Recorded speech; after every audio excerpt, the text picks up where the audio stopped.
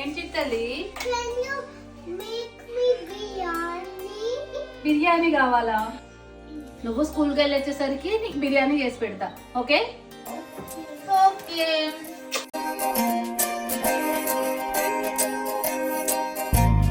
ఏమిటో ఇవాళ రెక్కలొచ్చినట్టు వింతగా ఆకాశమంచు తాకుతున్న గుండెనే కొరుక్కు తిన్న కళ్ళు చూసినంతనే మనస్సు నవ్వే మొదటిసారి ఏం మార్పిది ఎడారి ఎండమావి ఉప్పెనై ఉంచెనే కలే కాదుగా నీ వల్లనే భరించలేని తీపి బాధలే